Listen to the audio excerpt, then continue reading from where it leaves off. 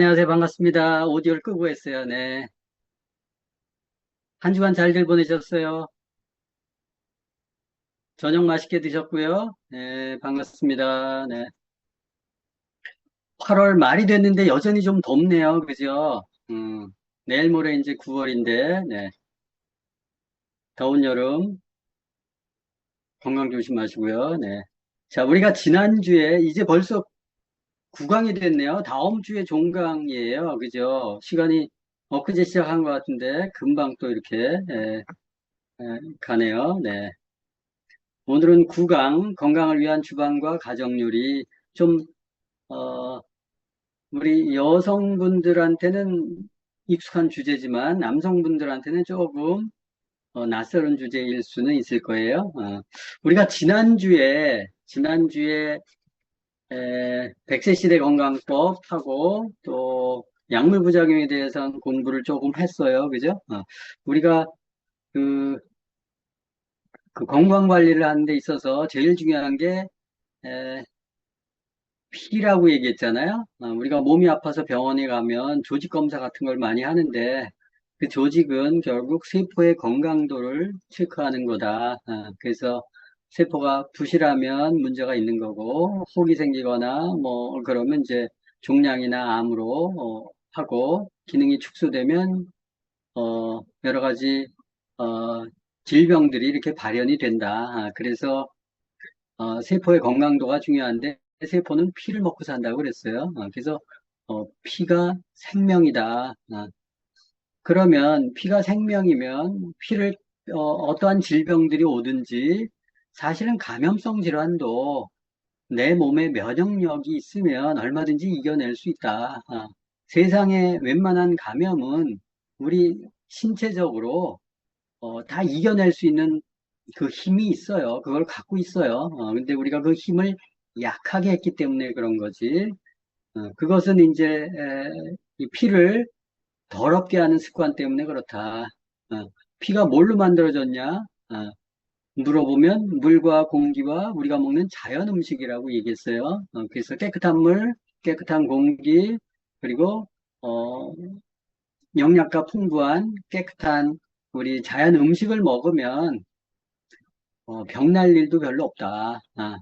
근데 이제 물이 더러워지고 공기도 오염이 되고 또 음식도 훼손이 되고 가짜 음식들이 판을 치고 공장에서 나온 음식들이 또 판을 치니까 그걸 먹고 사람들이 병이 걸리는 거죠.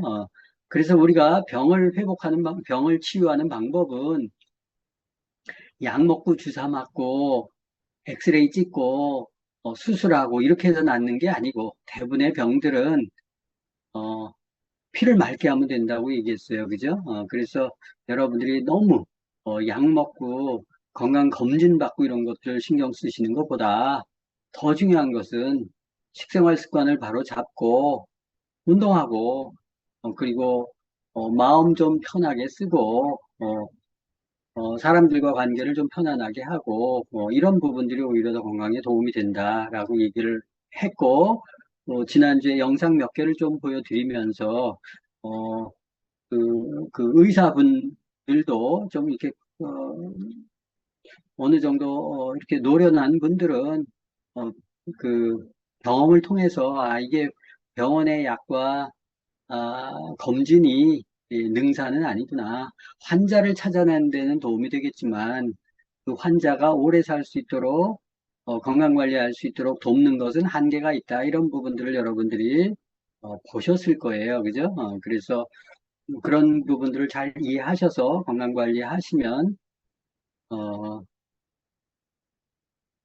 지금보다 더 나빠지지는 않겠죠. 그죠? 이제 그런 방법들을 좀 배우는 거예요. 어, 우리가 이제 여기 사업을 하시는 분들이 많이 있어요. 그죠? 근데 우리가 네트워크를 펼칠 때 중요한 것은 어, 애용자가 많아져야 되잖아요. 그죠? 특히 이제 건강 쪽은 애용자가 많아져야 돼요. 어, 근데 애용자가 쉽게 안 생기잖아요. 왜 쉽게 안 생겨요? 제대로 먹고 관리를 잘하면 효과를 볼 텐데 제대로 먹지 않아서 그렇고 또 습관이나 이런 부분들이 교정되지 않은 상태에서 그냥 식품만 먹다가 말아서 그렇죠. 이제 그런 것들을 바로잡고 식품을 먹는다면 훨씬 더 영양자가 많을 거예요. 그러면 이제 생각이 바뀌어야 돼요. 그래서 우리가 이런 공부를 하는 거죠.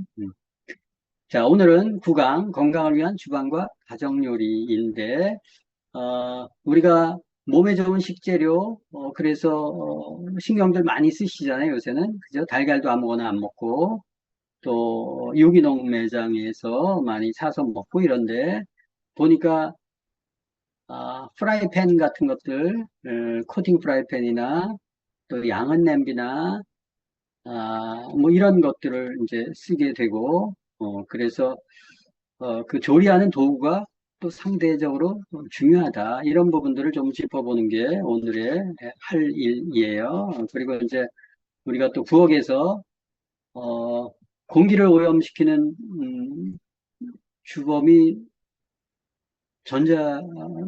그 가스레인지잖아요, 그죠? 그 가스레인지 같은 경우도 또 우리가 어떻게 대처를 해야 되는지 그런 부분들에 대해서 전체적으로 좀 공부해 보도록 하겠습니다. 자, 210페이지 보면 조리도가 건강을 해친다? 그렇죠. 그래서 유기농 식재료에는 돈을 안 아껴요. 근데 냄비나 조리도구는 어, 이렇게 아까워서 못 버리고 쓰는 경우들이 많은데 그 냄비 독 때문에 가족이 건강에 위협을 받을 수 있다라는 거죠. 그래서 중금속이 나오는 냄비 해가지고 210페이지에 보면 뭐 여러 가지 얘기가 나와요. 그 양은 냄비는 그 알루미늄 냄비가 양은 냄비라는 거는 아실 거예요. 그죠? 이 양은은 이제 뭐 이 산이나 이런 것들이 약하기 때문에 그리고 얇고 이렇게 끓이면 이렇게 배어 나올 수 있기 때문에 좀 문제가 좀 되죠. 그래서 요새 양은 냄비 안 쓰는 주부들은 많이 있을 거예요. 그죠? 근데 이제 그 알루미늄 양은으로 만든 것들이 그 외에 많이 있어요. 양은 냄비는 안 쓰지만 전기밥솥은 쓰잖아요. 전기밥솥 안에 대부분은 그 양은이거든요. 그 안에 시커멓게 도금을 해놨죠. 주석 도금을 해놨죠. 그죠? 그래서 흰 밥을 하면 약간 거무르스름한 게 돌아요. 그죠? 그래서 저 고급 밥솥은 황동으로 해가지고 좀 비싸게 전기밥솥도 받죠. 그래서 그런 부분들. 또 주전자 있죠? 전기포트는 어떤가요? 전기포트도 훅 끓죠? 그건 다 양은이에요. 어. 또 식당에서 이 탕 냄비 하는 거 다 그렇고 또 정수기 냉온수 할 때 그 안에 데펴서 나오는 것들 그죠? 일부 글쎄 그게 알루미늄을 쓰는지 플라스틱을 쓰는지 모르겠지만 하여튼 그런 것들 알루미늄 캔 뭐 이런 것들 많이 아시잖아요. 음. 이제 그런 것들이 이제 양은이 소재고 베이킹 파우더도 들어가 있는 거 아시죠? 알루미늄. 그래서 알루미늄 프리 같은 것들을 좀 신건강 요리 재료에 쓰죠. 베이킹 파우더도. 이제 그런 부분들이 좀 들어가 있고, 또, 백신 맞잖아요? 백신 그 보존제로 쓰는 게, 알루미늄 인산염, 뭐 이런 것들이 들어가요. 이 방부제, 곰팡이 생기지 말라고, 뭐 그런 것들도 이제 알루미늄이 들어간다. 또, 이게 그 식도염약 있죠? 식도염약에도 이 알루미늄 들어가 있어요. 음. 위산 중화제 뭐 이런 것들은 알루미늄 같은 것들 들어가 있으니까 참고하시면 좋을 것 같아요. 그래서 냄비 중금속이 무공해 저 인체에 미치는 영향에서 이 알루미늄이 들어가면 치매 원인이다. 그래서 거기 211페이지 위에 보면 치매로 죽은 환자의 뇌를 해부해 봤더니 그 꼬인 부분에 알루미늄이 쌓여 있더라. 무서운 얘기죠. 또 알루미늄은 우리 몸에 흡수되면 소변이나 땀으로 나가면 얼마나 좋겠어요. 근데 잘 안 나간다. 이 끈적끈적한 거, 두뇌, 신장, 이런 뼈, 이런 속에 축적이 돼서 알츠하이머, 심장병, 골다공증 이런 걸 유발한다. DNA를 교란해서 암도 유발한다. 뭐 이런 얘기들이 있죠. 그리고 이제 알루미늄이 아까 냄비나 이런 용품에만 있는 게 아니고, 물에도 있고, 공기에도 있고, 또 아까 위장약에 있고, 알루미늄 포일 같은 거 있잖아요. 그죠? 과자 포장지는 어때요? 그죠? 무슨 깡깡할 때 그 하얀 것들 전부 알루미늄 코팅되어 있는 것들. 이잖아요. 그런 부분들 고려해서 여러분들 좀 신경 쓰면 좋겠다 하고 또 그 다음 페이지 보니까 이 중금속이 많은 게 설렁탕이나 갈비탕에 많다. 뭐 그런 것들도 있죠. 왜 그러냐 보니까 국물 요리를 끓이는 용기들이 대부분 알루미늄 들통이더라. 그래서 24시간 뭐 끓인다 뭐 이런 것들은 다 알루미늄 탕을 먹는다라고 생각할 수 있으니까 조심하는 게 좋겠죠. 그죠? 그리고 이제 또 한편으로는 우리가 이 프라이팬 같은 것들 쓸 때 코팅된 것들을 또 많이 써요. 213페이지 위에 보면 테프론 코팅, 불소 코팅, 마블 코팅. 음. 테프론 코팅 아시죠? 피자, 햄버거 그 위에 이렇게 방수 처리하는 게 테프론이에요. 발암 물질이고 여러 가지 이상한 병들을 유발하죠. PFOA 들어보셨잖아요, 그죠? 또 마블 코팅, 불소 코팅 뭐 이런 것들이 있는데 이 마블은 대리석이란 뜻이잖아요. 대리석. 그래서 불소 코팅 위에 대리석 질감 패턴을 얹혀 놓은 게 마블이에요. 그러니까 다 거기서 거기 석유화학 물질 덩어리다 이렇게 어, 보시면 되죠. 그러면 프라이팬에서 그런 것들을 가열을 하면 그게 석유계 물질이란 말이에요. 그래서 고온으로 가열하면 어떤 화학 물질들이 나오는지 조금 영상을 통해서 한번 보도록 하겠습니다. 네. 잠깐 제가 음소거하고.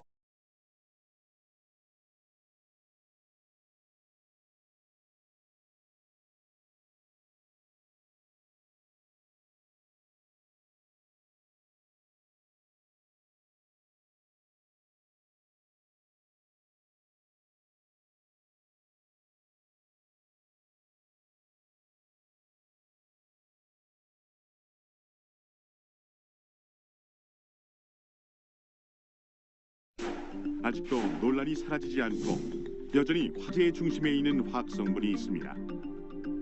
커피 전문점에서 뜨거운 커피를 담아내는 일회용 컵이나 배달 음식의 종이 포장지 일부에서도 유해 물질인 과부라 화합물이 검출된다고 합니다.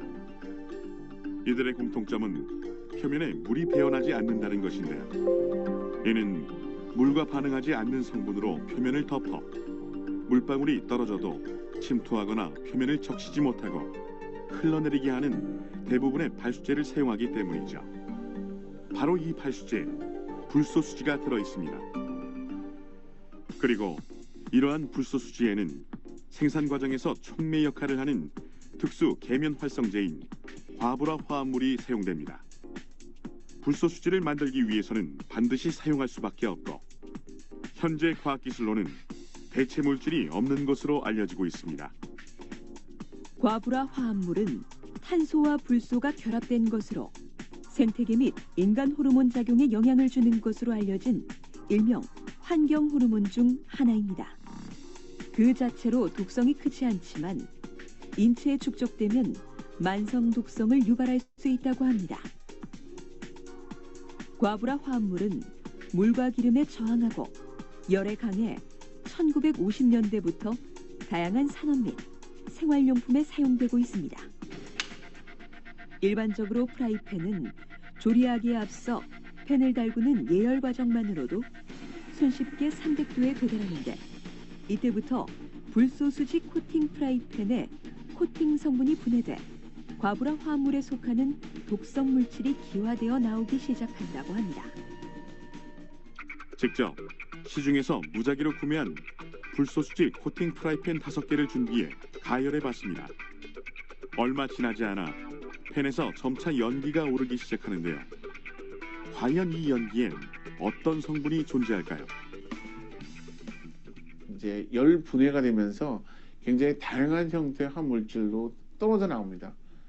중함체로 있던 부분들이 일부는 떨어져서 단량체로 떨어지는 경우가 있고 중함체에서 일부 부분이 나타나는 것도 있고 이런 거기 때문에 화학적 양상 같은 경우에서는 그 안에 있는 이제 불로 화합물의 형태가 보면은 어느 단계에서 떨어지냐에 따라서 열분의 산물 같은 경우는 상당히 다양하다고 볼 수 있겠습니다.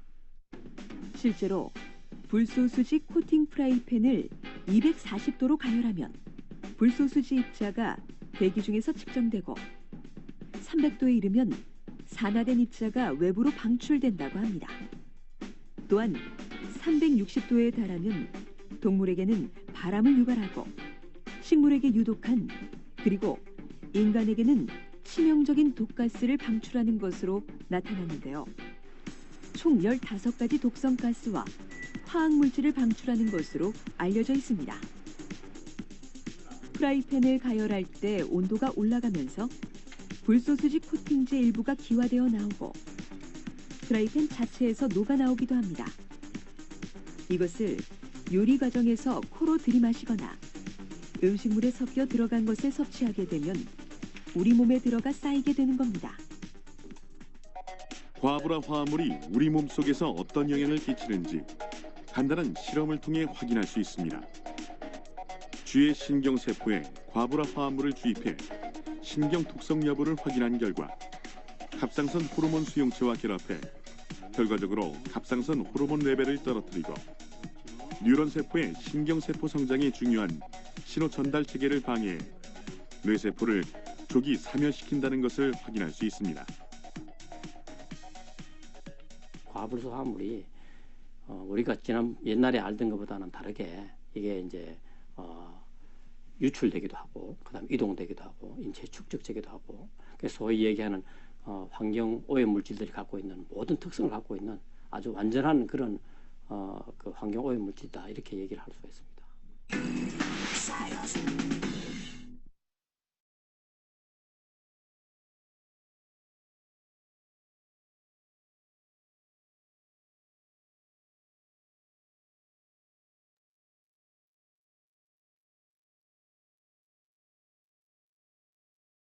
네, 영상 보셨죠? 보시면 그 PFOA, 과부라 화합물, 불소 이렇게 되어 있는 것들 성분 보면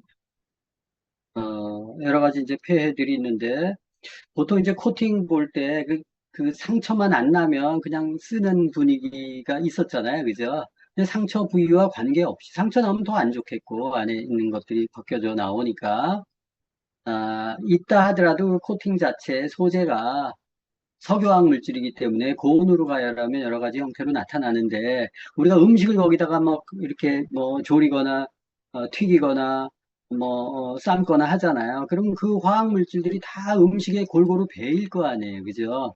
그 가급적 코팅 프라이팬은 안 쓰는 게 맞겠죠. 그래서 이제 미국 같은 데서는 2015년부터니까 지금부터 10년 전이네요. 불소 코팅 프라이팬은 못 쓰게 돼 있거든요, 법적으로. 근데 우리나라는 관계없이 쓰고 있잖아요. 그죠? 마블 코팅 이런 것들도 쓰고 있고, 그래서, 그 집집마다 뭐, 달걀 프라이 한다고 편하다고 해서 코팅 프라이팬들 많이 쓰는데, 내 몸에 질병이 있다 그런 분들은 일단 팬을 안 쓰시는 게 좋다. 그럼 뭘 써야 되냐? 우리가 이제 뭐, 그 무쇠 냄비도 있고, 근데 무쇠 냄비도 녹이 슬잖아요, 그죠? 그러면 알루미늄처럼 치매나 심장병을 유발할 수 있다. 라는 거, 녹이 쓰는 거니까. 그리고 이제, 무쇠가 녹이 쓰니까 그 위에 이제 코팅을 한단 말이에요. 범랑 코팅이죠. 그게 카드뮴 코팅인데, 이 범랑 냄비도 코팅에 균열이 생기면, 좋지는 않다. 이 카드뮴이 페인트, 충전지, 담배, 배기가스 이런 데 있거든요. 카드뮴. 그래서 그런 것들이 역시 배어 나올 수 있기 때문에 범랑 냄비도 좋은 냄비는 아니다.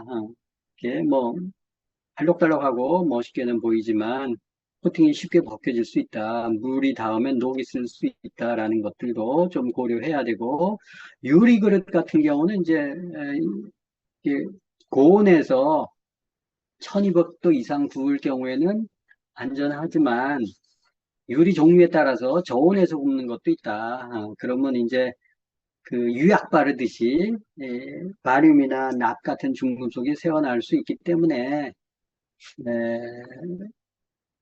유리그룹도 아주 좋은 거 아니면 안전하지 않다. 뭐 이렇게 얘기를 하고 있어요. 그럼 뭐가 안전하냐, 도무지. 뭘 써야 되느냐? 214페이지에 보면 스테인리스다. 그래도 믿을 만한 게 스테인리스다. 가장 안전한 냄비가 스테인리스인데, 스테인리스는 수천 종이 있어요. 스테인, 얼룩지다, 레스, 안 진다. 그래서 녹이 안 쓰는 합금 전체를 스테인레스라고 하는데, 어, 이게 이제 제가 영상에서는 뭐 지금 안 보여드리지만 실제 독성이 있는가 없는가 스테인레스 냄비 또 마블 냄비 해가지고 독성 실험 같은 거 특히 이제 휘발성 유기 화합물 같은 것들이 얼마나 있는지 그런 비교 영상도 있거든요. 그런 영상도 보면 스테인레스는 안전해요. 근데 마블이나 뭐 이런 부분들은 뭐 휘발성 유기 화합물이 뭐 정상 수치의 한 7, 8배 이상 높이 나와요. 그래서 당연히 화학물질 같은 것들이 섞여 있기 때문에 안 좋고 스테인레스를 써야 되는데 이 스테인레스가 수천 종이라고 얘기했잖아요. 그래서 우리가 보통 이제 최고급 스테인레스가 종류별로 몇 가지가 있기는 해요. 근데 이제 보통 최고급 스테인레스는 몸속에 들어가도 녹슬지 않는 거. 그래서 병원 이렇게 뼈 안에 이렇게 박는 거라든가 아니면 시술용 칼이나 뭐 이런 것들도 노출되면 안 되잖아요. 그죠? 그런 것들은 좀 최고급 스테인레스를 쓴다. 그런 최고급 스테인레스로 어, 냄비를 만들면 어떨까? 그죠? 그게 이제 제일 좋은 스테인레스 냄비 재질이 되겠죠. 그래서 이제 뭐 홑겹 스테인레스부터 7중 스테인레스까지 다양하게 있는데 냄비는 이렇게 열을 키핑하고 보온해줘야 되잖아요.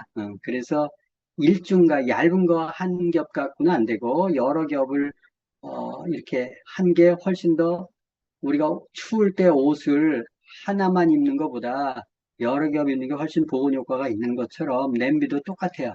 그래서 몇 중이냐? 그게 그 얘기거든요. 몇 겹으로 어, 스테인레스를 씌웠느냐에 따라서 어, 1중부터 7중 정도까지 있어요. 그래서 스테인리스도 아무거나 선택하는 게 아니고 잘 선택해야 되는데 그거는 저보다 냄비 전문가가 더 잘 아셔서 그 영상 하나 제가 보여드릴게요. 냄비 100년 동안 쓸 수 있는 냄비 선택하는 방법에 대해서 잠깐 보여드리도록 하겠습니다. 네.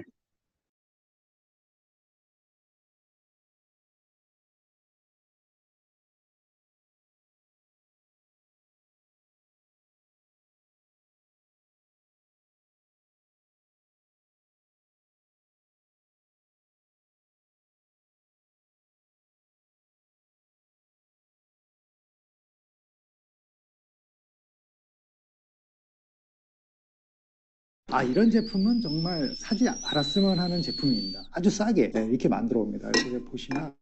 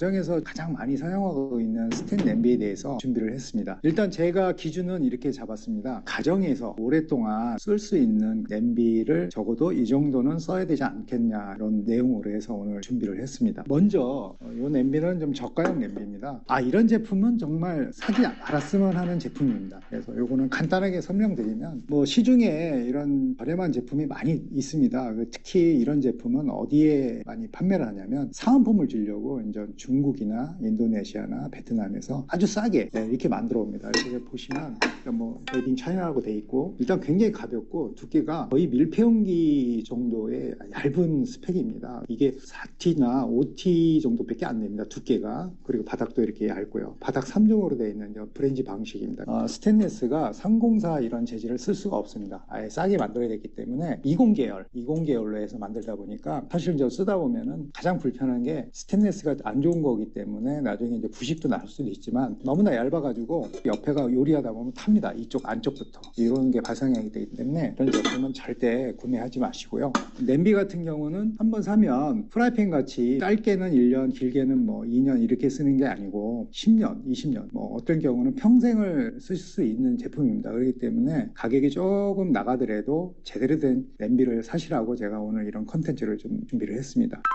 네 가지로 제가 말씀을 드릴게요. 첫째는 스테인리스 재질, 이 안쪽 재질을 말씀을 드리는 겁니다. 인덕션을 사용하기 때문에 바깥 스텐은 439 계열이나 430 계열을 쓰기 때문에 바깥 스텐보다는 안쪽 스텐이 가장 중요합니다. 그래서 안쪽 스텐은 식품을 요리하기 때문에 304 재질 이상 316 재질을 써야 된다. 이게 이제 기본적인 내용이고요. 두 번째는 스테인리스의 두께입니다. 두께가 굉장히 중요합니다. 왜냐하면 일정 두께가 되지 않으면은 변형도 가고, 아까 같이 이렇게 스테인리스가 너무 얇으면은 음식이 타는 경우가 있습니다. 그래서 일정 두께가 필요한데, 이 통호중 제품을 기준으로 말씀드리면은 바디 두께가 2.5T, 2.5mm 정도 두께가 이상이 돼야지 그래도 집에서 쓸만한 냄비다라고 말씀드리고 싶고요. 그 다음에 뚜껑도 중요합니다. 이 뚜껑을 잘 고객님들이 좀 모르고 계시는 분들이 많은데, 이 뚜껑도 요리할 때 어느 정도 이 눌러주는 압력이 좀 있어야 되기 때문에 요리가 잘 되거든요. 그래서 이 뚜껑은 1T, 두께가 1mm 정도는 돼야 좋은 제품이라고 이렇게 말씀드리고 싶고요. 그 다음에 요 바닥 3종 제품도 많이 쓰는데, 요것도 한번 제가 말씀을 드릴게요. 백화점에 가면은 뭐 좀 고급 이 바닥 제품이 있습니다. 이런 제품들은 저가형 냄비하고 한번 비교를 좀 해드릴게요. 자, 이렇게 보시면 두께 차이가 많이 날 겁니다. 많이 나고 옆면 두께도 차이가 많습니다. 쉽게 말씀드리면은 요 저가형 냄비는 두께 바닥도 제가 봤을 때는 4mm 이하, 4mm 이하고, 이런 쓸만한 바닥 3종 냄비는 6mm 정도는 돼야 됩니다. 6mm. 이게 두껍습니다. 무게감도 있고. 그래서 인덕션 쓰는데 아주 최적화된 냄비입니다. 6mm 정도는 바닥 두께가 돼야 되고, 두께는 0.8mm, 8mm 이상 돼야 요리를 할 때 이 바깥쪽 위쪽 부분에서 음식이 타지 않는 그런 현상이 나타납니다. 그래서 이 두께가 메이커에다 물어보면 알겠는데, 이런 거는 0.8T 그 정도는 돼야 이 제품이 그래도 괜찮다, 이렇게 말씀드리고 싶고요. 그 다음에 뚜껑도 마찬가지로 이 뚜껑 두께도 1T 정도는 돼야 됩니다. 두께가 1T 정도 돼야 쓸만한 냄비다라고 이렇게 말씀드리고 싶고요. 특히 여기서 보셨지만은 냄비는 프라이팬하고 좀 틀려서 저는 스텐으로 된 뚜껑을 추천드립니다. 아까도 얘기했듯이 유리 뚜껑이나 이런 거는 열 소진율이 많습니다. 이런 제품들은. 그래서 어느 정도 그래도 스텐으로 된 두께감이 있는 뚜껑으로 해야지만 요리도 잘 되고 오래 쓸 수 있습니다. 두께를 제가 말씀을 드렸고요. 세 번째는 핸들 부착 방식입니다. 요거하고 좀 비교를 해드리면, 이런 거는 리벳 방식이라고 그래가지고 프라이팬 할 때도 제가 설명을 드렸는데, 이런 제품들은 뭐 안정성은 있지만 이 안쪽에 쓰다 보면 이쪽에 막 음식물도 끼고, 또 이쪽에 때도 끼고, 또 심지어는 뭐 수세미도 여기 막 뜯어지거든요. 여기 걸쳐서. 그래서 이런 제품보다는 지금 여기 두 제품도 똑같은데 안쪽에 이렇게 깔끔합니다. 깔끔해서 위생적으로도 좀 좋고 사용하기 굉장히 좋게 만들었습니다. 그래서 요거는 이제 스퍼트 방식이라고 하는데, 요런 방식의 냄비를 좀 고르는 게 좋고요. 뚜껑도 마찬가지입니다. 뚜껑도 이렇게 나사가 바깥쪽으로 돌출되어 있거나 스텐이 옆으로 이렇게 있는, 특히 유리 뚜껑을 제가 권하지 않는 이유가 그런 건데, 이 사이에 음식물이 끼고 물이 껴가지고 물때도 끼고, 그래서 비위생적입니다. 그런데 요 제품을 보시면 안쪽에 아무런 뭐 빈틈이 없습니다. 뭐 이음새도 없고 나사도 없고, 그래서 이렇게 깔끔한 깔끔한 뚜껑을 고르는 게 좋습니다. 그리고 마지막으로 말씀드리고 싶은 거는 냄비는 아까도 얘기했지만 평생을 사용할 수도 있고 10년, 20년을 사용할 수 있습니다. 그렇기 때문에 적어도 좀 AS가 가능한 브랜드, 제조사를 선정하는 게 좋습니다. 그래서 뭐 사용하다 보면은 이 핸들이라든지 뚜껑을 또 분실할 수도 있고 핸들이 또 파손될 수도 있거든요. 이럴 때 그 제조사에다가 문의를 하면은 소정의 금액만 주면 AS가 되는 이런 메이커를 이용하시는 게 훨씬 좋습니다. 그래서 냄비는 프라이팬하고 좀 틀려서 오랫동안 사용하기 때문에 여러분들이 이제 상품을 고르실 때 가능하면은 좀 제가 지금 말씀드렸던 이런 부분을 좀 참고를 하셔가지고 구매하시면은 아마 오랫동안 잘 쓸 수 있을 거라고 생각해서 오늘 이렇게 컨텐츠를 만들었습니다. 네, 감사합니다.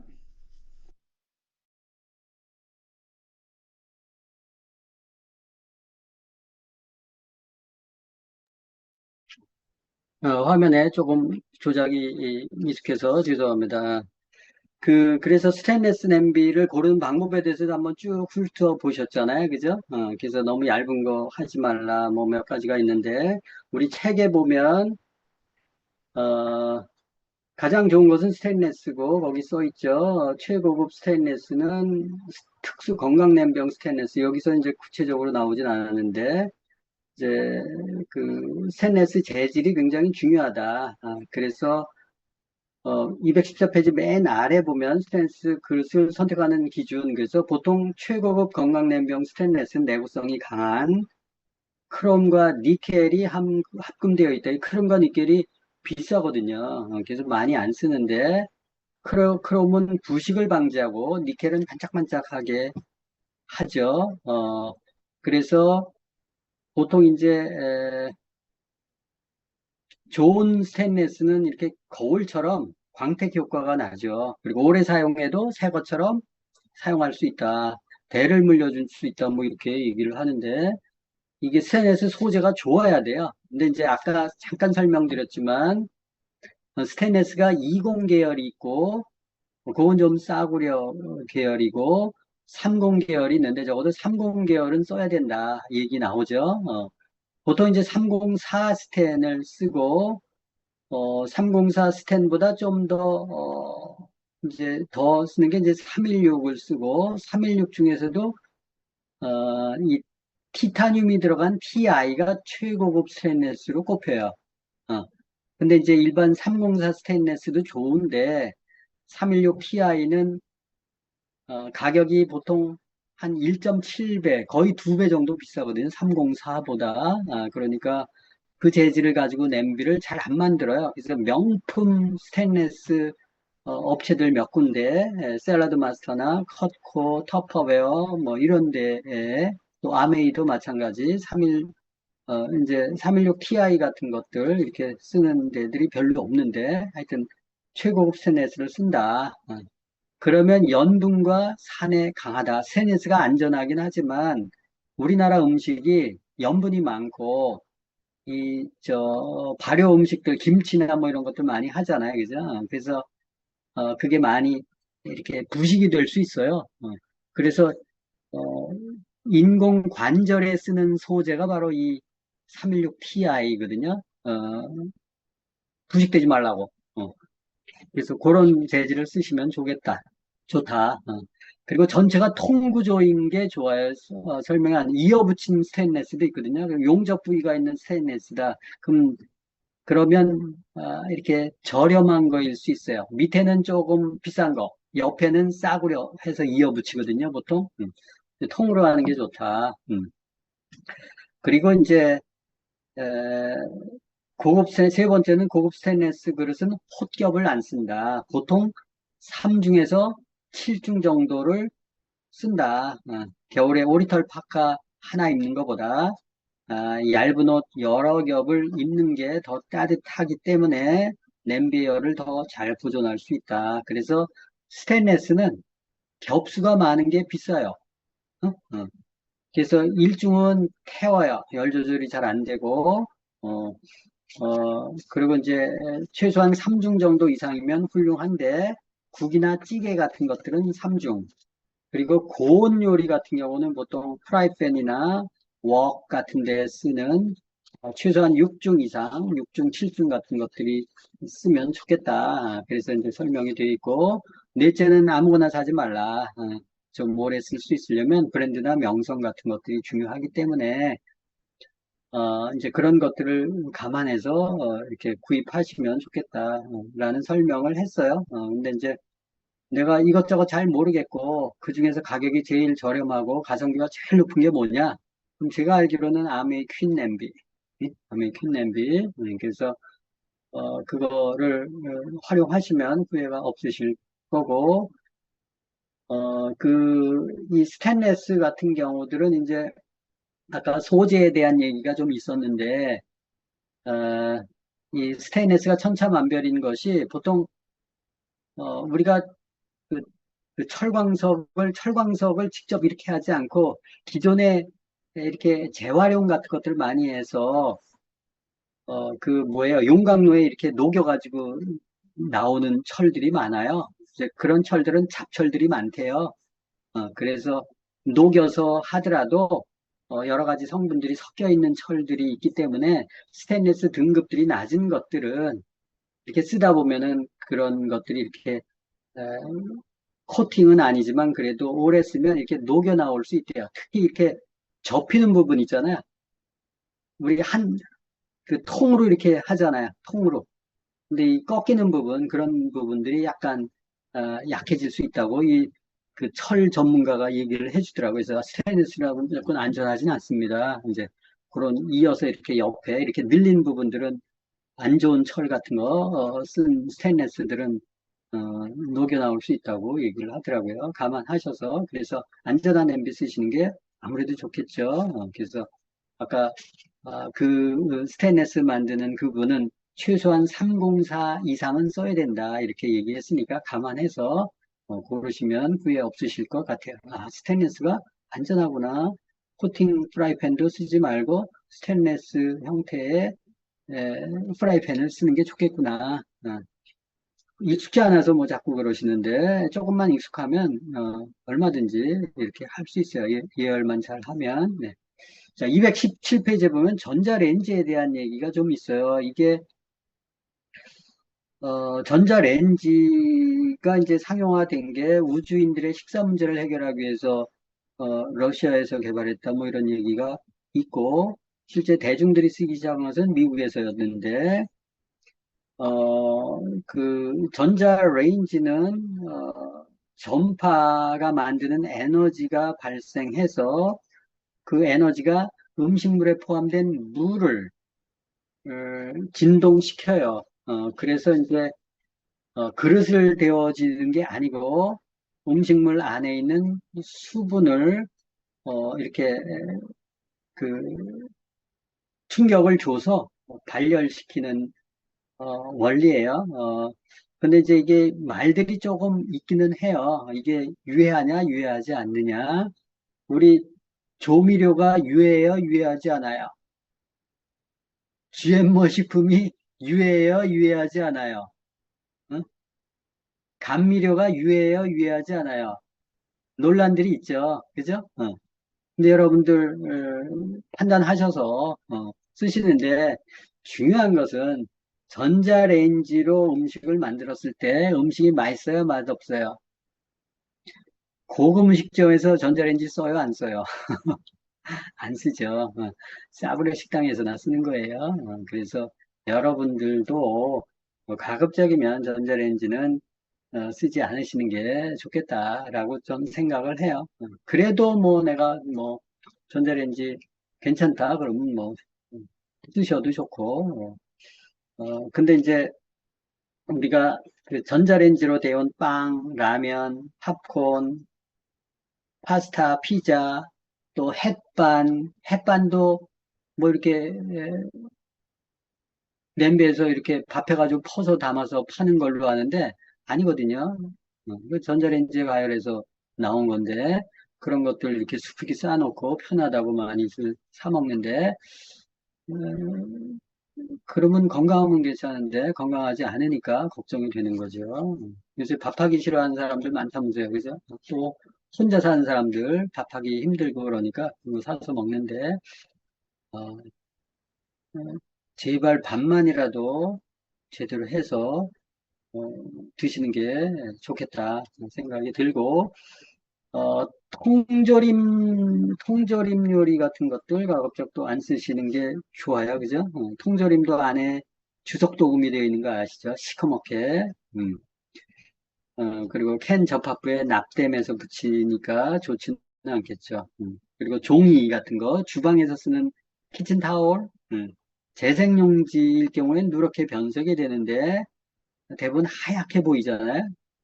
하얗게 보이는 이유는 원래 재생종이는 누래야 맞아요. 근데 하얀 이유는 형광증백제를 사용해서 하얗게 만드는데 이게 발암물질이다. 그래서 키친타올이나 휴지 이렇게 에, 서비스로 주는 거는 가급적 안 쓰는 게 좋겠다. 그렇게 해서 조심해야죠. 화장지 같은 경우도 이렇게 닦고 그럴 때 생식기에 닿잖아요. 특히 여성분들 같은 경우는 재생용지, 화장지 같은 거는 안 쓰시는 게 좋겠죠. 이제 또 생리대 같은 경우도 잘못 쓰면 그 생리통의 원인일 수 있다. 화학물질 같은 것들이 이렇게 폐 뒤에 있기 때문에 그래서 그런 것들도 좀 신경 쓰시는 게 좋겠다. 설명드립니다. 그래서 통조림이나 키친타올 같은 것들을 좀 안전한 거 쓰는 게 좋겠다. 어. 그것도 테스트하는 방법이 있어요. 이게 재생용지인지 아닌지. 예. 우리 그 빨간 약이라 그러죠. 그런 것들을 이렇게 종이에 이렇게 딱 묻혀보면 색깔이 어떻게 올라오는지에 따라서 이게 재생용인지 아닌지를 볼 수 있는데, 이제 그런 부분들이 아니더라도 여러분들이 브랜드 좋은 거 선택하셔서 이렇게 쓰시는 게 좋고, 내가 도무지 뭐 이런 상식이 없어서 어떤 키친타올을 써야 되는지, 어떤 화장지를 써야 되는지 잘 모르겠다. 그럼 어디 거 쓰시면 돼요? 아메이커 쓰시면 돼요. 유한 킴벌리에서 나오는 아메이커 이렇게 쓰시면 되니까 활용하시면 좋겠습니다. 자, 그 다음 또 우리가 민감한 주제일 수 있는데요. 가스레인지입니다. 어, 거기 보면 우리가 예전에는 부엌에서 뭐 이렇게 뭐 장작 떼워가지고 이렇게 아궁이에 집혀가지고 했는데 요새는 그런 게 없죠, 그죠? 대부분 이제 석유나 가스로 이렇게 가열을 시켜서 하는데 대부분 이제 아파트고 이렇게 방열이 잘 되어 있기 때문에 에, 또 주방이 또 안에 있잖아요. 그죠?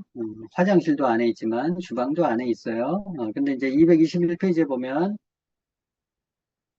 중간에 실제 집에서 오염물질이 제일 많은 곳이 사실은 화장실 그럴 줄 알았는데 아니고 어디라고요? 주방. 놀랍게도 주방이에요. 미국에서 환경청에서 조사를 했더니 전체 오염물질의 발생지가 주방이고 한 40% 차지하고 그중에 85%가 뭐라고요? 가스레인지 그리고 오븐에서 발생한다. 조리 도구에서 발생한다. 그래서 실제로 주방에서 이렇게 가스에 노출된 담배 안 피는 주부들이 여성들이 어, 조리하지 않는 여성들에 비해서 폐암 발생률이 3배에서 4배 높다라는 거예요. 어, 그 폐암 중에 특히 이제 서남이 발생하는데 이 담배 피면은 그 폐 중앙에 암이 발생하거든요. 근데 간접 흡연 같은 경우는 폐 가장자리에 이렇게 종양이 발생하는데 그걸 서남이라고 얘기해요.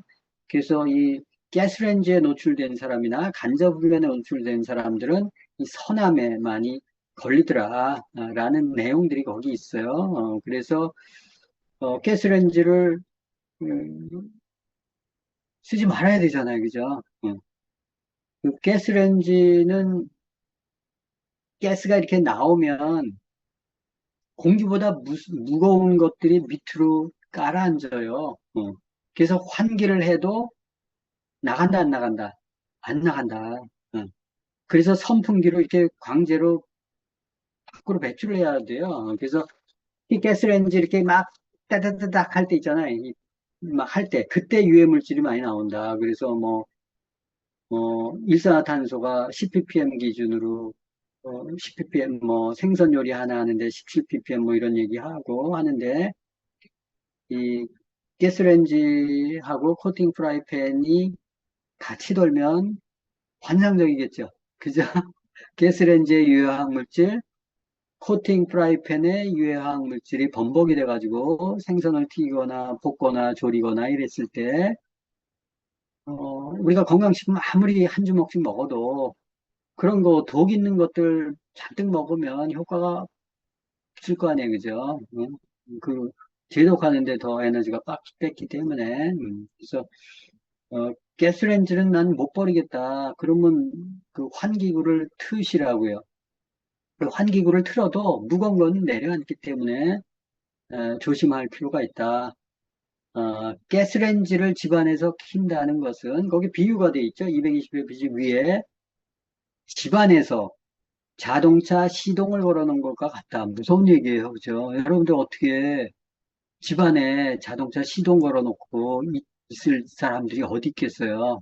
근데 가스레인지에서 그게 계속 나온다 그러면 아무리 집밥 가정요리가 중요하다고 하지만 가정요리 하다가 다 죽겠다. 그죠? 그래서 어, 그 공기 좋은 데는 못 살망정 오염은 시키지 말아야 되는데 그게 가스레인지예요. 그래서 여러분들이 아시는지 모르겠지만 2년 전에 미국에서 법안이 발의된 게 있는데 이게 통과됐는지 모르겠어요. 미국은 가스레인지 보급률이 한 45% 내외 되거든요. 40%, 45%. 지금 많이 줄었다고 해요. 그게 발암 물질이 많고 해서 그 뭐 담배 피는 거 이상으로 폐해가 크기 때문에 가스레인지 못 쓰게 만드는 법안이 발의된 게 있었어요. 2년 전에 그랬거든요. 지금 어떻게 됐는지 모르겠어요. 그러니까 가스레인지를 쓰는 게 좋겠어요? 안 쓰는 게 좋겠어요? 안 써야죠. 그래서 요새 많이 바꾸시잖아요. 그죠? 근데 뭘로 바꿔요? 어, 인덕션이나 하이라이트 바꾸잖아요. 그러면 가스레인지, 인덕션, 하이라이트 차이가 뭔지, 그리고 또 음식할 때 많이 써야 되고, 전기료나 이런 것들이 적게 들어가야 되고, 빨리 끓어야 되고, 뭐 이런 게 있잖아요. 그죠? 그래서 그 비교해 놓은 영상이 있으니까, 영상 하나 잠깐 좀 보여드릴게요. 네. 제가 이게, 잠깐만요. 음소거를 하고,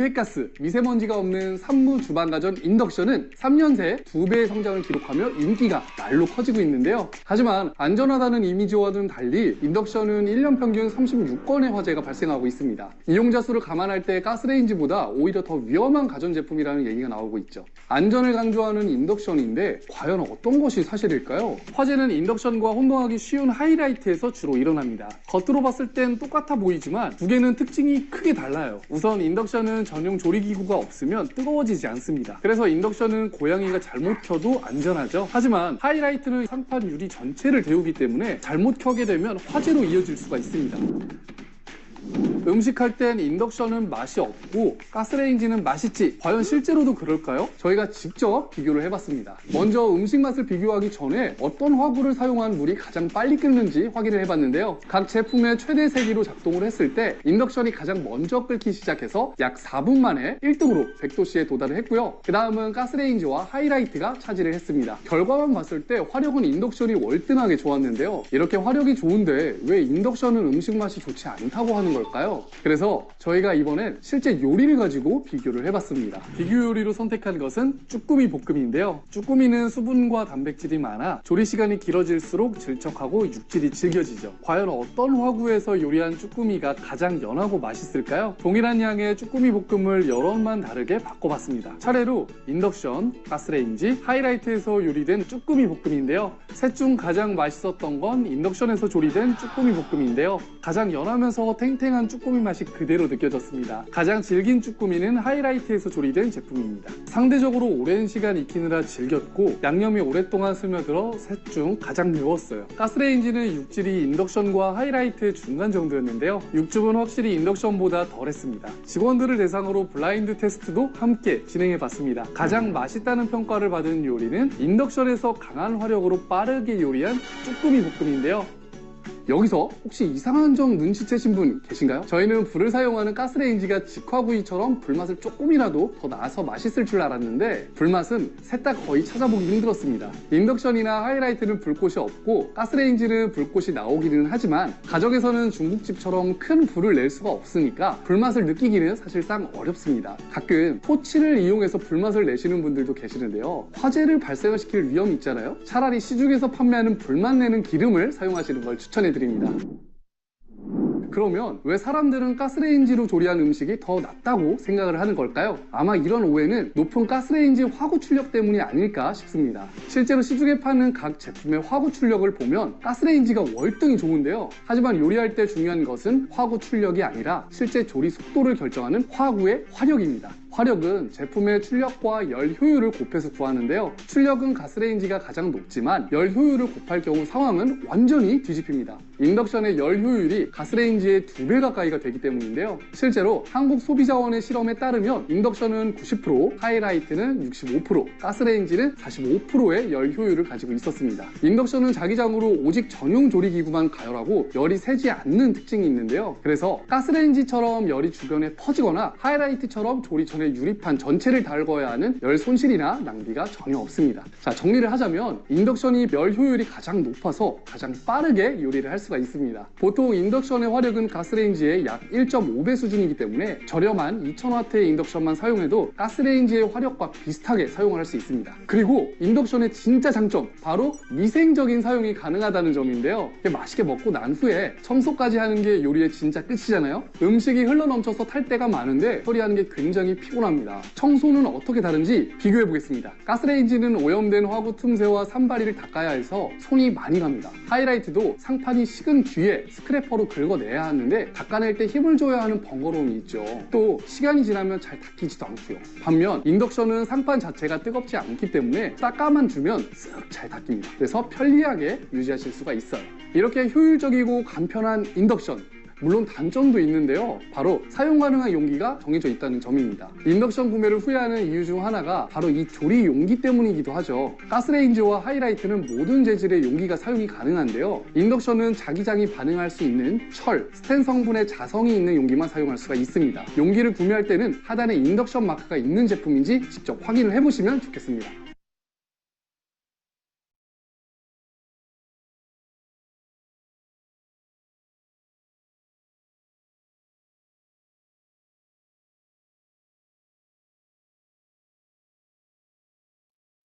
자, 영상 보셨죠? 인덕션, 가스레인지, 그리고 하이라이트 보시면 어떤 게 좋아요? 인덕션이죠. 그죠? 그 화력 차이도 2배 이상 차이 나네. 가스레인지하고. 그죠? 그래서 늦게 가열된다 이런 것들 전혀 사실 아니고 음식 맛도 훨씬 더 인덕션이 좋죠. 아까 가스레인지가 한 8만 종, 라돈가스 비롯해서 한 8만여 종의 유해 화학 물질이 나온다고 했고, 가스가 결코 싸지 않거든요, 지금. 인덕션이 오히려 더 전기료가 쌀 거예요. 그래서 이 모양 저 모양으로 봐도 가스레인지를 쓸 이유는 없다, 라는 거고, 그 인덕션이 보시면 그 88 올림픽 때 독일에서 개발이 된 거예요. 왜냐하면 독일은 전기비가 전 세계에서 제일 비싼 나라 중에 하나거든요. 근데 가전제품에 전기비가 많이 나오면 안 되잖아요. 그래서 최소한의 전력으로 이렇게 한다 해가지고 독일 인덕션이 최초였고 유명하죠. 그래서 전기료가 한국에 비해서 뭐 무려 5배나 비싸다고 얘기하는데 그래서 절전 기술이 발달한 인덕션이 등장을 했고 전열기는 전기를 열로 바꿔줘요. 그래서 빨간 그게 이렇게 올라오죠, 그죠? 인덕션은 빨간 열 곳이 없어요. 전자기를 열로 바꾸는 장치인데 전열기에는 코일이 발열되죠. 그래서 그릇을 가열하잖아요, 간접적으로. 근데 인덕션 레인지는 전기가 안쪽에 내장되어 있는 코일을 지나서 자기장이 발생해서 냄비 밑판과 서로 이렇게 자석처럼 이렇게 밀고 당기고 하면서 그 힘으로 열이 발생되는 거예요. 그래서 이제 인덕션은 그 상판하고 내장 코일이 중요하다. 그로 인해서 이제 이 인덕션을 활용을 하는데 이 인덕션은 불꽃이 아까 없다 그랬잖아요. 223페이지 밑에 쪽 보면 화상이나 화재 염려가 없죠. 우리나라 가정집 화재의 60%가 가스레인지 발화래요. 가스레인지에 음식 올려놓고 외출하는 경우가 있어요, 없어요? 아마 여기 앉아 계신 분들도 음식 올려놓고 깜빡한 적 없으세요? 있잖아요. 저도 있었거든요. 한 두세 번. 어, 그러면 그게 사람이 없으면 어떻게 할 거예요, 그죠? 그 불꽃이 없는 인덕션은 그런 면에서 안전하고, 인덕션은 또 좀 좋은 인덕션은 시간 조절이 되잖아요. 온도 조절도 되고, 인덕션도 이게 시간 조절, 온도 조절 안 된 거는 싸요. 그런 것들은 싸구려고. 시간 조절되고, 온도 조절되고, 또 여러 가지 안전장치 있는 것들은 가격이 조금 세고 그래요. 근데 이제, 인덕션도 그냥 그 전기, 그냥 가스레인지 같은 경우는 음식을 할 때 옆에 붙어 있어야 되잖아요. 인덕션은 다 온도로 이렇게 전부 세팅을 해 놓으면 시간하고 온도 세팅해 놓으면 저절로 음식 되는 경우들이 많이 있잖아요. 그죠? 그러니까 주부들이 한결 편하죠. 그래서, 어, 여러 가지 측면에서 봤을 때, 이, 그, 인덕션을 쓰는 게 좋다. 전열기도 손실되는 열이 많은데, 인덕션은 손실되는 열이 없다고 얘기했잖아요. 가스레인지 불꽃 켜면 그 불꽃이 다 공기로 날아가잖아요. 그죠? 그래서 열효율이 확 떨어지는데, 인덕션은 집중되어 있기 때문에 냄비만 직접 밑에 가열하기 때문에 버리는 열이 없다. 그래서 전기료, 연료비도 그만큼 적게 든다. 그리고 유독가스가 나온다, 안 나온다. 인덕션이 안 나온다. 그리고 전자파가 위험하다, 위험하지 않다. 한 3cm 정도 떨어져 있으면 휴대폰보다도 안전하다. 라는 거예요. 근데 이제 인덕션을 쓰다 보면 한 가지 단점이 있어요. 그죠? 아까 저기서도 잠깐, 저 뒷부분에 있는 제가 잘랐는데, 한 가지가 있다면, 알루미늄 용기는 못 데핀다. 스테인레스만 데핀다. 밑에 자성이 있는 거. 그래서 용기를 아무거나 가열할 수 없다는 게 한계인데 요새 뭐 대부분 스테인레스 바꿔서 쓰시잖아요. 웬만한 스테인레스는 다 되거든요. 그래서 이제 그런 부분들 하나가 있다. 라는 정도. 그래서 여러분들 집안에 아까 공기, 물, 또 음식 중요하다고 얘기했는데, 일단 안전이 중요하잖아요. 그래서 가스레인지 혹시 여기서 쓰시는 분들은 가스레인지 쓰면서 공기청정기 들어가는 것보다 인덕션을 넣고 공기청정기를 쓰시는 게 훨씬 더 지혜롭겠죠. 물론 가스레인지 있어서 공기청정기 들어가는 게 맞아요. 그죠? 근데 이제 좀 더 근원적인 것들을 해결하시려면 가스레인지보다는 인덕션으로 바꾸시는 게 좋겠다.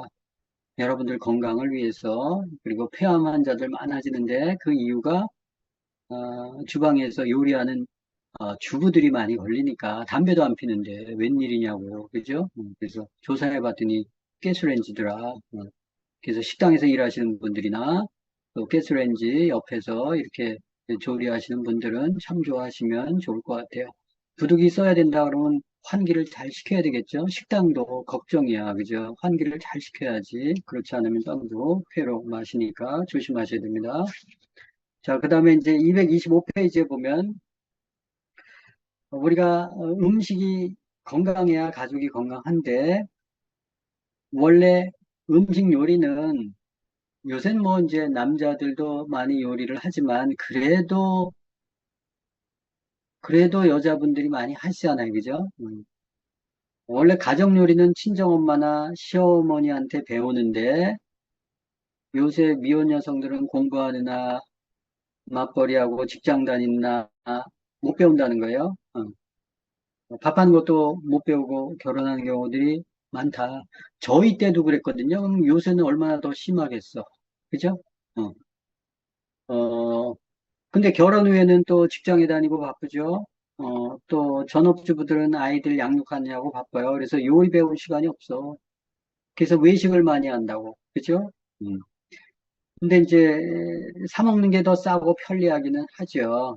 그렇지만 음식 재료나 조미료나 아까 용기나 이런 것들 팔기 위해서 만든 음식이지 가족이 먹을 음식은 아닌 경우들이 많아요. 그죠? 그래서 단순히 허기 때우려면 밖에서 드시는데 영양을 위해서 먹는다 그러면 입에 가정 요리가 살아나야 된다라는 거예요. 좀 귀찮지만 그래서 226페이지에는 이게 외식 문화가 발달한 나라들이 이제 선진국이고 여성들이 사회활동을 많이 하는 나라일수록 당연히 요리하는 시간이 부족하니까 사서 먹는 문화들이 많이 발달이 되죠. 그래서 맞벌이 하는 집 많아가지고 외식하는 횟수가 많아진다. 근데 외식을 많이 하는 집 아이들일수록 자주 병원을 들락거린다. 이거는 틀림없이 음식을 의심해 봐야 된다는 거예요. 그래서 우리가 맞벌이로 힘들게 벌었는데 그 돈은 결국 병원비로 다 나가. 어, 그러면 문제가 되겠죠. 그래서 결국 음식이 답이다. 근데 음식을 집에서 하는 것처럼 그렇게 안전하게 할 수 있는 게 찾기가 쉽지는 않죠. 뭐 요새 좀 발달은 되어 있지만 그래서 결국 음식이다. 가정의 음식이 살아야 가족이 건강해진다. 음, 사람은 먹는 대로 되는 존재이기 때문에 간편하지만 영양가가 있는 요리를 해서 먹는 지혜가 필요하죠. 그래서 이제 될 수 있으면 최소한의 시간을 내서 가정 요리를 해서 먹는 게 좋다. 그래서 바쁘죠, 그죠? 그러면 아내가 바쁘면 남편이 하고 남편이 바쁘면 아내가 하고 하면서 하여튼 가정 요리에 어떤 식으로든 좀 신경을 써야 된다라는 거고 또 저도 이렇게 보면 가족이 이렇게 외식을 따로따로 하잖아요. 그럼 같이 모여서 식사할 수 있는 시간이 별로 없어요. 그러면 이렇게 한솥밥에 식구라는 게 같이 먹는 사람들 입수인데 이 같이 먹지 않고 따로따로 먹으면 가정이 흩어지겠죠. 밥상이 살아야 가정이 살고 가정이 살아야 사회가 건강해지는데 가정 음식이 살려면 가정 요리가 살아나야 돼요. 그죠? 그래서 이 가정 요리가 살아나려면 몇 가지가 필요하긴 해요. 그래서 가정 요리가 왜 중요한지 영상 하나 잠깐 보고 그리고 보조적으로 설명을 좀 드리도록 하겠습니다. 네.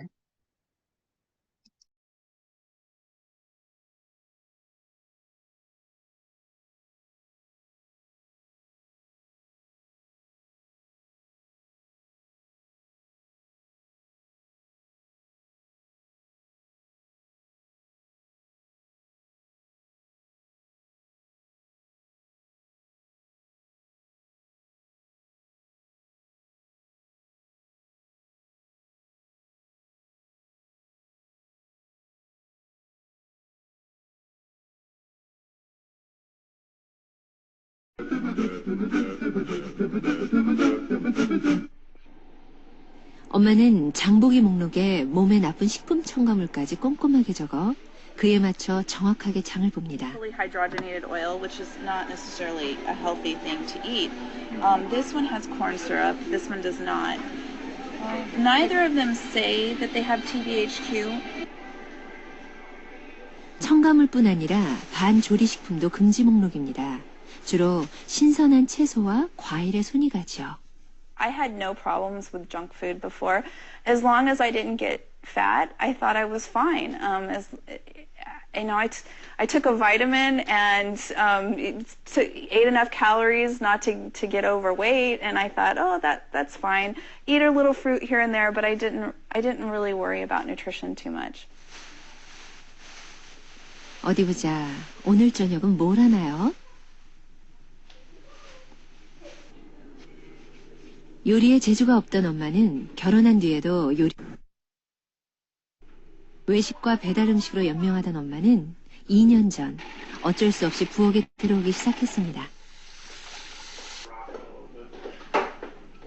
I've had to learn how to cook for survival, and now I really like it. I try new recipes all the time, and they're not always good, but I try them. 2살 무렵부터 극심한 피부 발진과 염증에 시달린 브레트는 늘 항생제를 달고 살았습니다.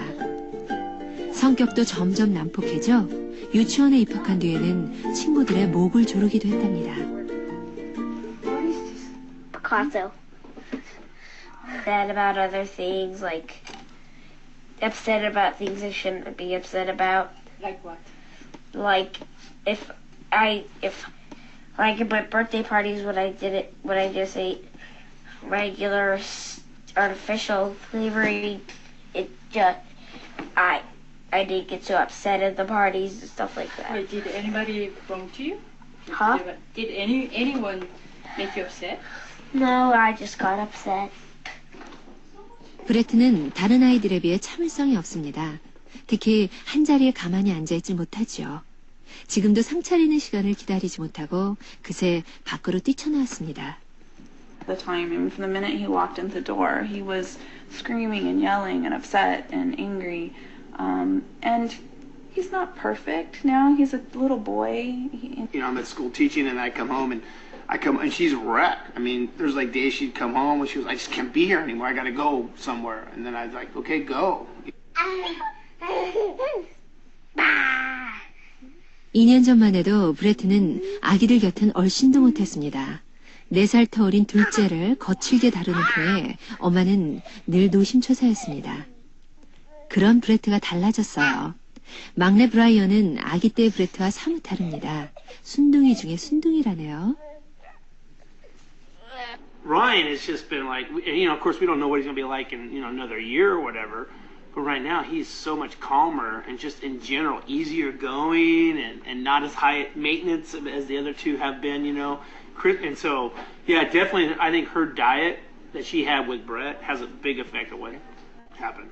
I ate a very different diet when I was pregnant with Brett, and I kind of wonder if that's why I had a lot of diet soda and ate at Del Taco a lot. I craved Del Taco, and I ate that all the time, and really wasn't eating a very healthy diet. 6살 생일 파티에서 소리를 지르며 불같이 화를 냈던 브레트. 아들의 상태가 심상치 않다고 생각한 아빠 엄마는 온갖 병원을 다 다녀보다 마지막으로 식단을 바꾸는 상담을 받았습니다. 브레트의 엄마는 10년을 일해온 초등학교 교사직도 그만두고 밥상 재건에 나섰습니다.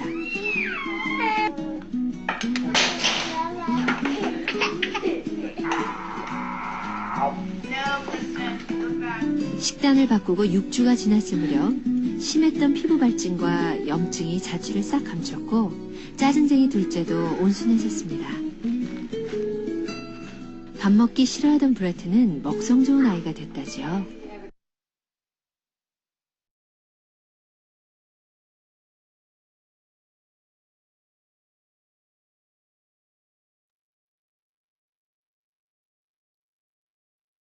자, 영상 보셨죠?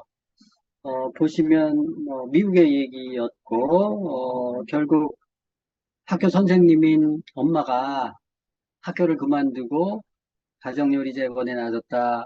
왜 그랬다고요? 아이가 피부 발진이 안 낫는 거야. 그리고 보니까 ADHD 이런 증상을 보이네요. 그죠? 그러니까 아이들 걱정이 되니까 하고 병원 전전했었는데 병원을 1년 동안 다녀도 또 몇 년 동안 다녀도 낫는 기색이 없더라. 그래서 이것저것 하다가 뭘 했다고요? 음식을 바꿨다. 그 가정 요리를 해줬더니 얼마 만에 낫다고요? 6주면 한 달 반이에요. 그 피부병 발진 때문에 고생하고 병원 전전했는데 음식 제대로 해서 먹이니까 한 달 반 만에 나은 거예요. 그죠? 우리가 보통 디톡스하고 그럴 때 피 바뀌는 게 한 3, 4개월 정도 걸리거든요. 3, 4개월도 안 가고 바뀌어진다는 거야. 저게 건강식품을 얼마나 먹었는지 모르겠지만, 집밥만 바꿔도 저렇게 좋아질 수 있다라는 거예요. 그래서, 음식이 굉장히 중요하다. 그리고 우리가 먼저 주에 배웠잖아요. 하버드 의대에서 뭘 만들었다고요? 생활습관 의학 연구소를 만들었다. 그래서 거기서 의사들이 뭐 한다고요?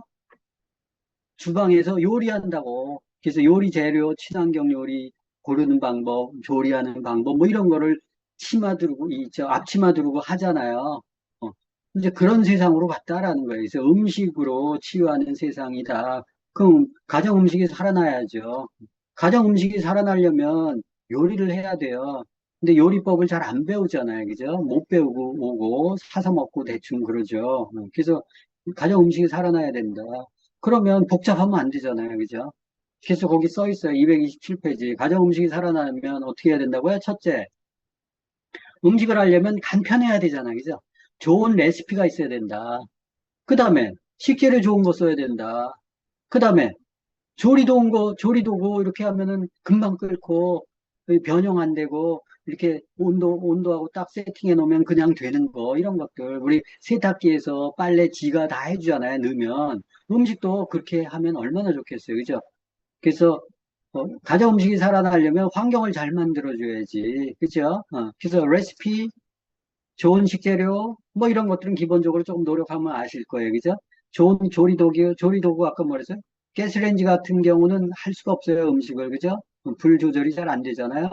인덕션 같은 것들을 쓰고, 온도 세팅하고, 시간 세팅하고, 이런 것들에서 자동적으로 음식되는 기능들 같은 것들, 그런 것들을 좀 이렇게 해서 하면 좀 더 지혜롭게 음식을 해서 쓸 수 있지 않을까. 아, 근데 내가 음식을 잘 안 해봤어요. 친정엄마도 멀리 계시고 또 시어머니도 멀리 계시고 요리 배울 데가 없어요. 여러분들 아마 그 스폰서분들한테 얘기를 해보세요. 그럼 요리 얼마나 잘 하고 그 주변에 레시피 얼마나 많이 갖고 있게요. 저희도 한 5, 600개 정도는 갖고 있을 거예요. 음식도 많이 이렇게 해서 하는데 그 음식 중에서 여러 개 할 필요 없잖아요. 집에서 먹을 거 뭐 얼마나 많이 필요해. 그죠? 한 10개 정도만 있으면 훌륭하지 않아요? 그죠?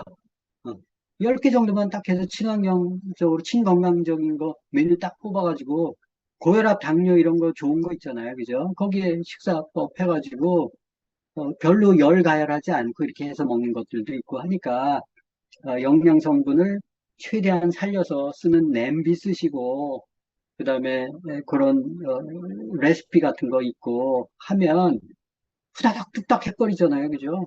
그런 것들 배우세요. 주말에. 예.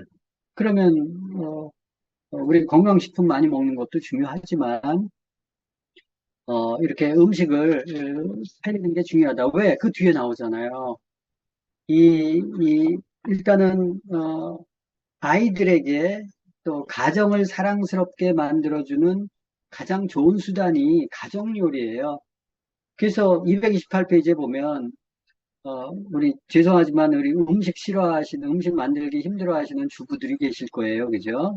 당연히 있을 수 있어요. 근데 이제 가족들을 생각하면 가정 요리를 어떤 형태로든 살려야 된다. 우리 아메 하시는 분들은 요리 잘들 하시잖아요. 하면 툭딱 해가지고 하시죠. 가정을 천국으로 만들고 싶다면 가정 요리가 살아야 된다. 근데 우리가 배고픈 시절에 그냥 배만 채우면 된다 했던 식탁 문화가 아직도 남아 있어요. 그죠? 그런 걸 청산해야 되고, 그리고 못 살던 시절의 조리도구, 양은 냄비, 코팅 프라이팬 이런 거 다 버려라. 응? 응. 주방 환경 잘 만들어 놓고, 그리고 좀 양 중심의 식단에서 질 중심의 식단으로 좀 변화시켜야 된다. 그리고 탄수화물 중심의 식사보다는 단백질, 지방이 골고루 들어간 식사, 그것도 레시피에서 고르시면 돼요. 그죠? 응. 그래서 그런 것들 몇 가지 딱 골라가지고, 일주일에 한 2개씩만 배워도 한 달이면 다 배우니까, 그거 가지고 이렇게 음식 돌아가면서 좀 쓰면 좋겠다. 그래서 질병 치료보다 더 중요한 게 뭐라고요? 예방이라고. 그 예방의 제일 중심에 있는 게 먹거리예요. 그 먹거리를 해결할 수 있는 방법은 사서 해결하는 게 한계가 있어요. 그래서 가정 요리가 살아야 된다는 거예요. 예. 근데 이게 좋은 먹거리와 식습관이 아이의 건강과 성격에 영향을 준다. 예. 학교 성적에도 영향을 준다. 그죠? 아이들 공부 잘하라고 학원들 떠밀잖아요. 그죠? 고가 학원들 찾아가지고 넣잖아요. 근데 머리가 안 돌아가는데 영양소가 불균형돼가지고 자꾸 산만해지는데, 그죠? 칼슘이나 마그네슘 이런 것들 부족하면 자꾸 애가 이렇게 집중을 못해요. 산만해요. 산만한 게 정신병이 아니라고. 그게 다 영양소 불균형 때문에 그래요. 뭐 먹어서 그래요? 고기 먹고 우유 먹고 밀가루 먹고 빵, 떡 뭐 이런 거 케이크 먹고 이래서 그런 거예요. 그러면 영양소가 그 콜라 마시고 뭐 이러면 애가 아, 이상한 행동을 하게 된다고요. 이게 정신병이 아닌데. 응? 응. 그래서 우리 애는 머리가 좋은데 공부를 안 해서 그렇다고 뭐 그렇게 얘기를 하는데 그거는 아니에요. 응. 다 머리 좋아. 근데 집중력이 있느냐 없느냐가 문제지. 그래서 어떤 음식을 먹느냐가 자신과 가정의 건강과 운명을 결정한다. 그래서 여러분들 이렇게 보세요. 어떤 집안에 보면 이 간암으로 죽는 집안이 있어요. 어떤 집안은 신장이 망가져서 신장암으로 죽는 사람이 있고, 어떤 가게는 고혈압 환자들이 그렇게 많네, 줄줄이. 어떤 집안은 줄줄이 당뇨야. 그죠? 그게 뭐예요? 어떤 집안은 다 뚱뚱해. 왜 그래요? 음식 때문에 그래. 근데 그 음식의 중심에 누가 있었어요? 시어머니가 있었고, 친정 엄마가 있었다고. 그 시어머니, 친정 엄마 밑에서 큰 사람들은 그 입맛에 길들여져 있어요. 그래서 뭐 유전된다 그러잖아요. 그 유전되는 게 식습관이 유전되는 거예요. 식생활 습관이 유전이 되는 거예요. 고기 좋아하는 엄마,